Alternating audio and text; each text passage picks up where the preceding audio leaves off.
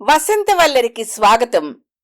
ఈనాటి వసంతవల్లరిలో సుప్రసిద్ధ కథా రచయిత్రి, కేంద్ర సాహిత్య అకాడమీ అవార్డు గ్రహీత శ్రీమతి పి సత్యవతి గారు రచించిన కథ సూపర్ మామ్ సిండ్రోమ్ వింటారు.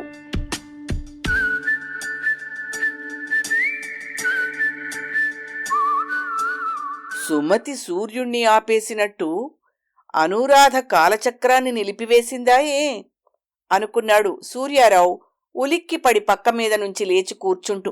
కాలచక్రం ఏమీ ఆగిపోలేదు, అనురాధే ఆగిపోయింది అన్నట్టుగా గోడ గడియారం 9 గంటలు కొట్టింది. అనురాధ లేచి సగం పనులు పూర్తి చేస్తే గాని సూర్యుడు ఉదయించడు. వంటిల్లు మేల్కోదు, వాకిట్లో ముగ్గు పడదు. వంటిల్లు ఈలలతో గోలలతో చైతన్యవంతం కాదు. ఒకటేమిటి, లోకమే సుషుప్తిలో నుంచి చైతన్యంలోకి రాదు. అటువంటి అనురాధ ఇంకా దుప్పటి ముసుగు తన్ని పడుకోవడం ఏమిటో సూర్యారావుకు అర్థం కాలేదు. ఆమె బాధ్యత లేని గృహిణి ఏమాత్రమూ కాదు. రోజు 5ంటికి టంచన్గా నిద్రలేచి సందు చివరిదాకా నడిచి వెళ్లి పాల ప్యాకెట్లు తెస్తుంది. పాలు తెచ్చే మనిషి ఈ మధ్య ప్యాకెట్టుకి 10 రూపాయలు చేసిన దగ్గర్నుంచి అనురాధ మార్నింగ్ వాక్ మొదలుపెట్టింది. నెలకి 30 రూపాయలు ఆదా చేస్తుంది. తెల్లారేసరికల్లా వచ్చి వాకిలి ఊడ్చి ముగ్గులు వేసే మనిషిని పెట్టుకుంది. అప్పుడే గిన్నెలు కడిగి పెట్టి వెడుతుంది ఆవిడ. ఎందుకంటే అనురాధకి 8:30 కల్లా పనైపోవాలి. ఆవిడనిప్పుడు డౌన్ టౌన్ బ్రాంచ్కి మార్చారు.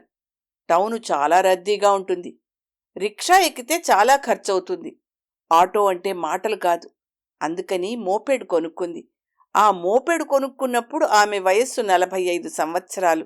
రద్దీగా ఉండి ఒక క్రమం లేని ట్రాఫిక్లో డ్రైవ్ చేయడం కష్టం కాబట్టి 3/4 గంట ముందే బయలుదేరుతుంది. మరి అలాంటిది 9 గంటల దాకా నిండా ముసుగు పెట్టుకుని పడుకుంది అంటే ఒంట్లో బాగలేకపోయి ఉండాలి. అనురాధకు ఒంట్లో బాగలేకపోవడం సూర్యారావు ఎప్పుడూ చూడలేదు ఈ మధ్య. సూర్యారావు ఆమె మొహం మీద కప్పుకున్న దుప్పటి లాగిపడేశాడు. కళ్ళు పెద్దవి చేసి నోటి మీద చెయ్యి వేసుకుని తూలి పడబోయి గోడ కానుకుని నిలబడ్డాడు. అనురాధ శరీరమంతా తెల్లగా సున్నం కొట్టినట్టు మారిపోయింది. కళ్ళు తెరుచుకునున్నాయి. కట్టిన చీర కట్టినట్టే ఉంది. కాని చేతులు కాళ్ళు సీమ సున్నంతో చేసినట్టు అయిపోయాయి. కళ్ళు జుత్తు తప్ప శరీరం అంతా అలాగే ఉంది. కళ్ళు ప్రశాంత నిర్మలంగా ఎన్నడూ లేనంతగా మెరుస్తున్నాయి. రాత్రి 12 దాకా ఆమె మామూలుగానే ఉంది. ఏడాది నుంచి క్రమం తప్పకుండా ప్రతిరోజు చూసే హిందీ సీరియల్ చూసింది. ఈ పూట కోసం ఇడ్లీ పప్పు గ్రైండ్ చేసి పెట్టింది. మంచినీళ్లు కాచి ఫిల్టర్లో పోసింది. ఒకటేమిటి, 1,50,000 పనులు చేసింది. ఆమెకు చాలా ముందు చూపు. ఈ వేల్ట్ కోసం నిన్ననే చాలా ఏర్పాట్లు చేసింది. ఇప్పుడేమో ఇలా తెల్లగా సున్నపు బొమ్మలా మారిపోయింది. ఇలాంటి జబ్బు చేయగా ఇంతవరకు ఎవ్వర్నీ చూడలేదు సూర్యారావు. ముక్కు దగ్గర చేయి పెట్టి చూశాడు. శ్వాస నిలిచిపోయింది. గుండె మీద తల ఆంచి చూశాడు. స్పందన లేదు. ఉలిక్కిపడ్డాడు. అనురాధ చచ్చిపోయిందా? అనురాధ చచ్చిపోవడమేమిటి? సూర్యారావు చెమటతో తడిసిపోయాడు. అడుగులో అడుగు వేసుకుంటూ వెళ్లి స్నేహితుడు సుబ్బారావుకి ఫోన్ చేసి డాక్టర్ని వెంటబెట్టుకురమ్మన్నాడు. అనురాధకొచ్చిన జబ్బేమిటో డాక్టర్కి అర్థం కాలేదు. కాని ఆమె చచ్చిపోయిందని మాత్రం ధృవపరిచాడు. క్షణాల మీద అనురాధ మరణవార్త వీధంతా పాకింది.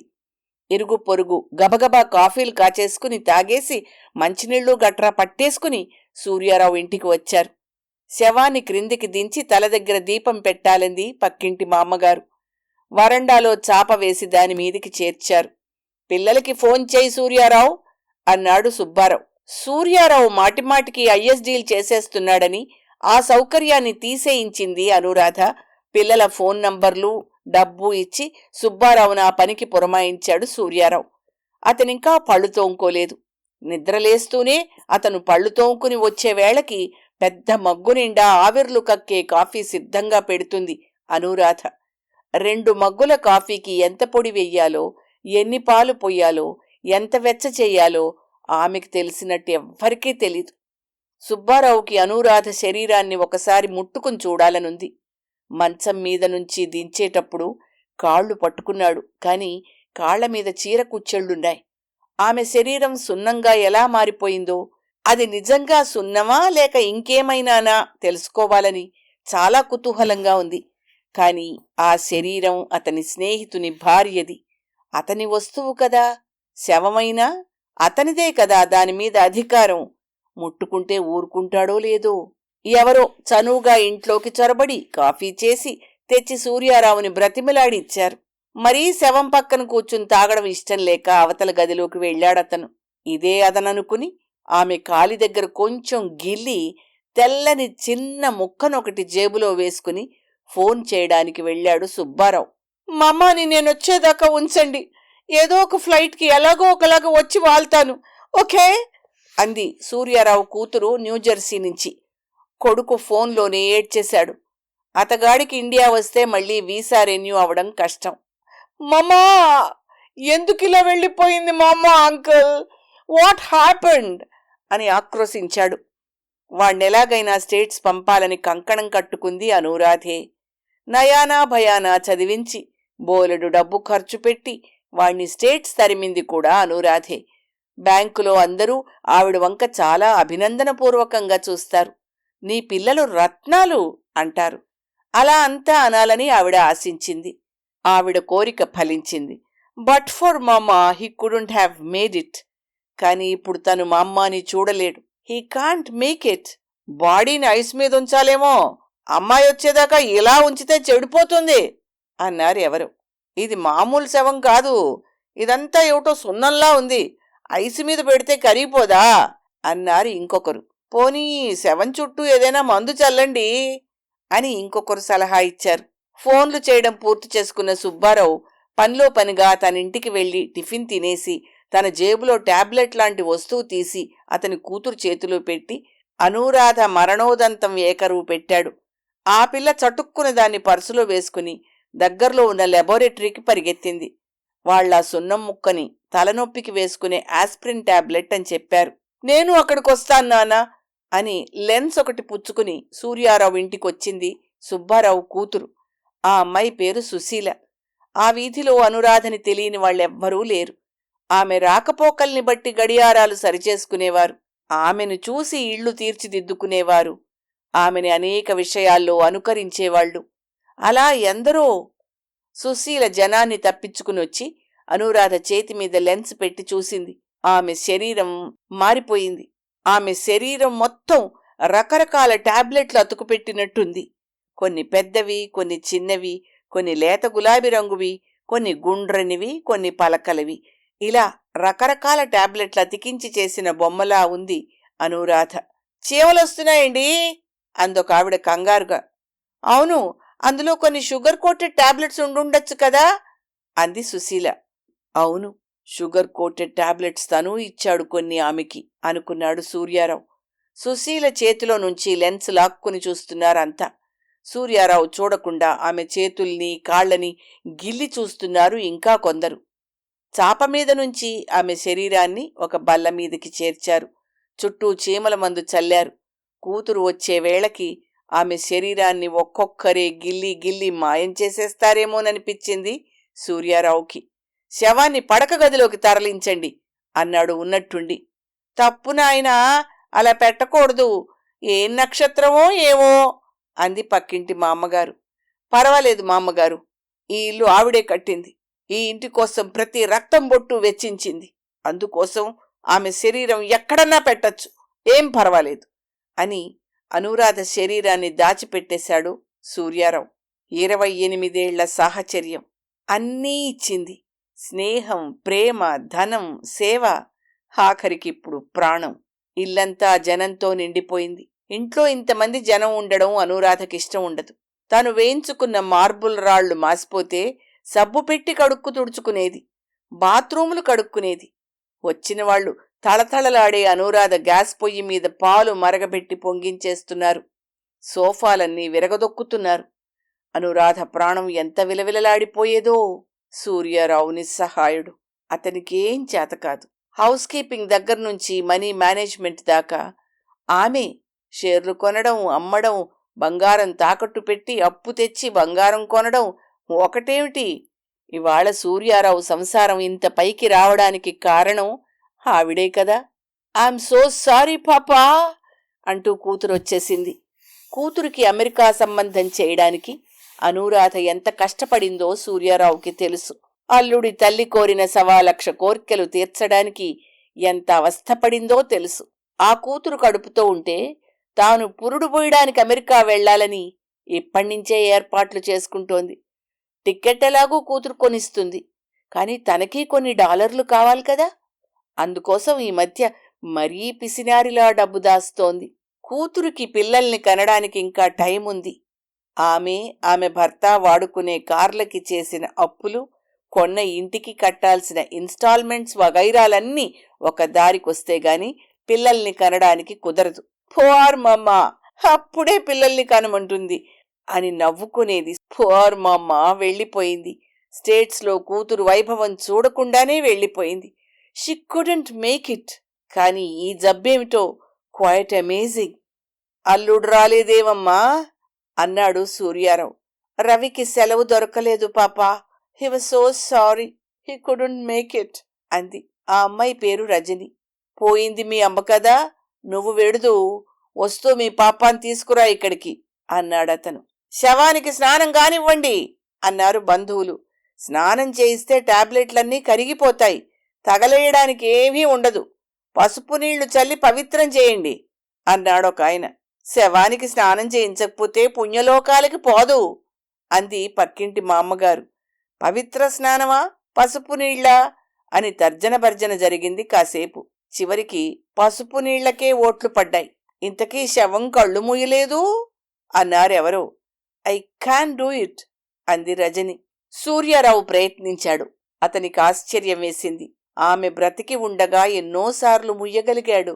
ఇప్పుడా కళ్ళు మూసుకోవడం లేదు. ఎందుచేత? శవం బయలుదేరుతుండగా రొప్పుతూ వచ్చాడు పెథాలజీ ప్రొఫెసర్ ప్రకాశరావు. అతను అనూరాధకి పెద్దమ్మ కొడుకు. ఏవో పరికరాలు వెంటబెట్టుకొచ్చాడు. నా భార్య శవం మీద నీ పరిశోధనలకు నేను చచ్చినా ఒప్పుకోను అన్నాడు సూర్యారావు. అతనికి ప్రకాశరావు అంటే చాలా కోపం. అనూరాధకి అతనంటే ఇష్టం కనుక. నా భార్యని సకల లాంఛనాలతో స్వర్గానికి పంపాల్సిన బాధ్యత నాది. ఆమె శరీరానికి వచ్చిన ఈ కళంకానికే నేను గుండె పగిలి చస్తున్నాను, ఇంకా ఇదొకటా అన్నాడు సూర్యారావు. అది కాదు సూర్యం, ఇది వైద్య ప్రపంచానికే ఒక వింత సవాలు. ఇదిలా ఎందుకు సంభవించిందో తెలుసుకోవడం మన విధి. ఇది చాలా అవసరం మనకి అని మొండికేశాడు ప్రకాశరావు. అనూరాధ శవం టాబ్లెట్లుగా మారిపోయి ఆమె చనిపోయిన విషయం అన్ని పత్రికల స్ట్రింగర్లకి తెలిసిపోయింది. ఆ జిల్లాలో జరిగే వింతలు విశేషాలు ముక్కలుగా వీడియో తీసి ఒక ఛానల్కి అమ్మే వీడియోగ్రాఫర్కి కూడా తెలిసింది. వీళ్లంతా రాకముందే శవదహనం జరిగితే బావుండిపోయేది అనుకున్నాడు సూర్యారావు. మావయ్యని చూడ్నీ పాపా అంది రజని. ప్రకాశరావు ఒక అరగంట సేపు అనూరాధ శరీరాన్ని పరీక్ష చేసి నోట్స్ రాసుకున్నాడు. ఈలోగా కొంతమంది ఫోటోలు తీసుకున్నారు. పాపా, ఇదంతా అమ్మ శవానికే కదా, ఆవిడ ఆత్మ ఎప్పుడో స్వర్గానికి వెళ్ళిపోయింది అని తండ్రిని సముదాయించింది రజని. ఎట్టకేలకు అనూరాధ శవం కట్టెల మీదకి వెళ్ళింది. ఏమి శరీరం లేదు, అందులో చాలా భాగాలు లేవు. 4 ఏళ్ల నాడు గర్భసంచి తీసేశారు, దానితో పాటు ఓవరీస్ కూడా తీశారు, పనిలో పనిగా అపెండిక్స్ కూడా తీశారు. ఇక మిగతా రక్తం కండలు అంతా మాత్రల కింద మారిపోయాయి. ఉంటే మెదడు గుండె ఉండాలి అన్నాడు సూర్యారావు కళ్ళు తుడుచుకుని. అనూరాధ శరీరం రంగురంగుల మంటలతో మండుతోంది. టాబ్లెట్స్లోని కెమికల్స్లో నుంచి వచ్చే రంగులు. ఉన్నట్టుండి ఏదో పగిలిన శబ్దం వచ్చింది. చితిలోంచి ఒక ఆకుపచ్చగా పాచిపట్టిన పదార్థం ఎగిరి వచ్చి సూర్యారావు పాదాల దగ్గర పడింది. ఇదేమిటి అని ఉలిక్కి పడ్డాడతను. ప్రకాశరావు దాన్ని చేతిలోకి తీసుకుని చాకుతో పాచినంతా శుభ్రంగా గీరాడు. అందులో తళతళలాడుతూ ఉంది అనూరాధ మెదడు. దాన్ని గుర్తుపట్టాడు సూర్యారావు. పెళ్లైన కొత్తలో తనతో చెస్ ఆడిన మెదడు, బ్యాంకు టెస్టులో మంచి ర్యాంకు తెచ్చుకున్న మెదడు. ఇదేమిటిలా పాచిపట్టిపోయింది? ప్రకాశరావు నవ్వి, మీ ఇంట్లో సింకులు బాత్రూములు తళతళా మిలమిలా మెరిసేలా కడిగేది కదా, ఆ పాచంతా వాటిల్లోంచి ఈవిడ మెదడులోకి చేరిపోయింది అన్నాడు. అలా అనూరాధ శరీరం అగ్నికి అర్పించి స్నానాలు చేసి ఇంటికొచ్చి ఆమె ఫోటోల్లో అనువైన దాన్ని వెతికి లామినేట్ చేయించే కార్యక్రమానికి ఉపక్రమించిన సూర్యారావుతో, నే వెళ్ళొస్తానోయ్ అన్నాడు ప్రకాశరావు. నేను నీతో వస్తానంకుల్ అంది సుబ్బారావు కూతురు సుశీల. నాతో ఏం పనమ్మా నీకు అన్నాడు పెథాలజీ ప్రొఫెసర్ ప్రకాశరావు. అతను అనురాధని స్వంత చెల్లెలిలా చూసుకునేవాడు. ఎన్నోసార్లు ఎన్నో అడగని సలహాలిచ్చి ఆమె చేత చివాట్లు తిన్నాడు. అనురాధ ఆంటీకొచ్చిన జబ్బేమిటో మీరు నాకు చెప్పాలి అంది సుశీల. నాకు చెప్పంకుల్, మా మమ్మాకొచ్చిన జబ్బు నాకు తెలియకపోతే ఎలా అంటూ వచ్చింది రజని. ప్రకాశరావు నవ్వి, దీన్ని సూపర్ మామ్ సిండ్రోమ్ అంటారమ్మా అన్నాడు. నిజంగా మా మామ్ సూపర్ మామే అంకుల్ అంది కళ్ళు తుడుచుకుంటూ రజని. అదేనమ్మా ఆవిడ జబ్బు. అదేమిటో ఎలా వచ్చిందో చెప్పండి అంకుల్, చంపకుండా విసుక్కుంది సుశీల. మా అనురాధకి ఈ ప్రపంచంలో ఉన్న ఆడాళ్లందరికన్నా తను చాలా తెలివిగలదాన్నని, సమర్థురాలనని గట్టి నమ్మకం. ఆవిడ దృష్టిలో తెలివి సమర్థత అంటే మంచి ఇల్లు కట్టుకోవడం, దాన్ని తళతళలాడేలా ఉంచుకోవడం, తగినంత డబ్బు దాచుకోవడం, కష్టపడి పనిచేయడం, పిల్లల్ని గొప్పవాళ్లని చేయడం. గొప్పవాళ్లని చేయడం అంటే డాక్టర్లనో ఇంజనీర్లనో చేసి స్టేట్స్కి పంపడం. అది ఇది కుదరకపోతే నీకు చేసినట్టు అమెరికాలో ఉండే అబ్బాయికిచ్చి పెళ్లి చేసి పంపడం. ఇదే ఈవిడ జీవిత ధ్యేయం. ఆ ధ్యేయ సాధనకి ప్రతి క్షణమూ శ్రమించింది. ఆవిడ అంబిషన్ సిద్ధించింది అని ఆగాడు ప్రకాశరావు. దానికి ఈ జబ్బుకి లంకేమిటి మావయ్య అంది రజని విసుగ్గా. ఉంది తల్లి, ఈ ధ్యేయ సాధనలో మీ అమ్మ తన మనసుకేం కావాలో, తన శరీరానికేం కావాలో చూసుకోలేదు. రకరకాల వంటలు చేసుకు తినడం, మంచి చీరలు గంజి పెట్టి కట్టుకోవడం, స్నేహితులలో బంధువులలో ప్రత్యేకంగా కనబడడం, ఇదే తనకి కావాలనుకుంది. డబ్బు ఆదా చేయడం కోసం మీ అమ్మ యంత్రంలా పనిచేసిందమ్మా. శుభ్రం కోసం ఎవ్వరినీ చేయనిచ్చేది కాదు. మీ నాన్నని సోమరిపోతులా కూర్చోబెట్టి కాఫీ చేతికిచ్చేది. ఎక్కువ డబ్బు పెట్టి పనివాళ్లని పెట్టుకుంటే ఎలాగని పనులన్నీ తనే చేస్తూ తాను చేసుకుంటేనే తనకి బాగుంటుందని నచ్చ చెప్పుకునేది. సాయంత్రానికి విపరీతమైన అలసట. బ్యాంకులో క్యాష్ మారుస్తున్నప్పుడు ఎంత జాగ్రత్తగా పనిచేయాలో నీకు తెలుసు కదా. అక్కడ అలా పనిచేసి వస్తూ దారిలో కూరలు సరుకులు మోసుకొచ్చేది. ఇంటికి రాగానే ఇల్లు శుభ్రం, వంట. ఈ అలసటికి తట్టుకోలేక రోజు సాయంత్రం తలనొప్పి మాత్ర వేసుకునేది. అలా 15 ఏళ్లుగా ఎన్ని తలనొప్పి మాత్రలు వేసుకుందో చూడు. అదలా ఉండగా ఈవిడికి తాననుకున్న ప్లాన్ ప్రకారము పనులు జరిగిపోవాలి. అలా జరగాలంటే శరీరంలో ఎలాంటి చికాకులు ఉండకూడదు. జ్వరం వస్తే ఓ క్రోసిన్ టాబ్లెట్ మింగడం, నడువు నొప్పికి ఇంకేదో మింగడం, అలా సొంత వైద్యం చాలా ఉండేది. ఇది కాక పండగలకి, పబ్బాలకి, పెళ్లిళ్లకి, వ్రతాలకి హాజరు కావాలంటే ఆ సమయంలో బహిష్టు కాకూడదు. దాన్ని 2-3 రోజులు ఆపడానికి మాత్రలు వాడేది.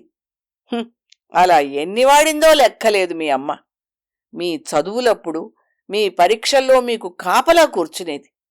అప్పుడు నిద్ర రాకుండా మాత్రలు వాడేది. ఒక్కోసారి ఎంత రాత్రైనా నిద్ర పట్టకపోతే దానికి మళ్ళా ఓ మాత్ర వాడేది. ఇలాంటి అవకతవక వైద్యాలతో మితిమీరిన పనిలో ఆవిడ షేర్లు కొనడం, అమ్మడాలు, స్థలాలు కొనడాలు, అమ్మడాలు, బంగారం తాకట్టు పెట్టి అప్పు తెచ్చి బంగారం కొని ఆ వాయిదాలు కట్టడాలు, జీతంలోంచి వీలైనంత డబ్బు మిగల్చడానికి మిగిలిన అన్నాలతో పులిహోరలు చేసుకు తినడాలు.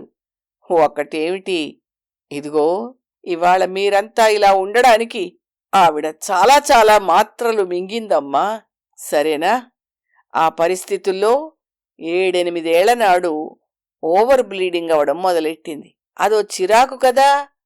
ఓ డాక్టరు సంచి కోసి పారేయించుకో, హాయిగా ఉంటావు అని సలహా ఇచ్చాడు. గర్భసంచి తీసేయించింది. ఓవరీస్లో ఏదో ఉందని అది తీసేశారు. అమ్మయ్యా, ఇక నేను మీ మగాళ్లలాగా నెలకి 30 రోజులు పనిచేస్తాను అని విర్రవీగింది కూడాను. 4 ఏళ్లు బాగానే గడిచాయి. ఇంతలో ఏవో కాంప్లికేషన్స్ వచ్చాయి. హార్మోన్ సప్లిమెంట్స్ ఇవ్వాలి అన్నారు. అవి మాత్రలే. మరి నీరసానికి ఈవిడంతటీవిడే ప్రతిరోజు బి కాంప్లెక్స్ మాత్ర వేసేసుకునేది.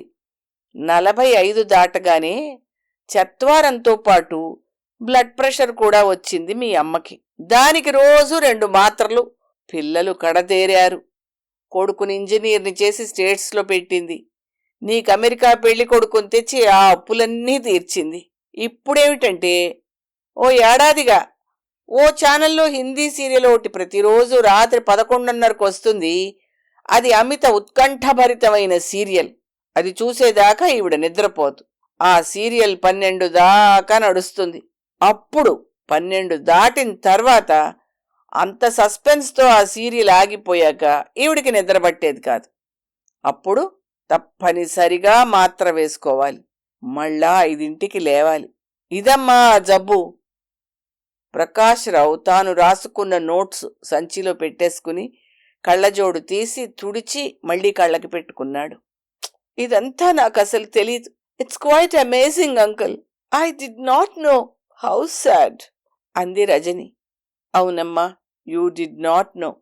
ఎందుకంటే నువ్వు ఎప్పుడెప్పుడు అమెరికా మొగుణ్ణి కట్టుకుని డాలర్లు రుచి చూద్దామా అనే ఆతృతతో ఉన్నావు.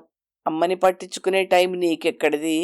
పైగా మీ అమ్మకి భిన్నమైన ఆలోచన మాత్రం నీకెక్కడిది అన్నాడు ప్రకాశ్రావు గేటు దాటుతూ. సుశీల కళ్ళు పెద్దవి చేసుకుని చూస్తూ నిలబడిందల్లా గబగబా ఇంటికేసి పరిగెత్తింది. ఆ పిల్లకి వాళ్ళమ్మని కౌగలించుకుని భోరుమని ఏడవాలనిపించింది. ఆవిడ్ని రక్షించుకోవాలి అనిపించింది.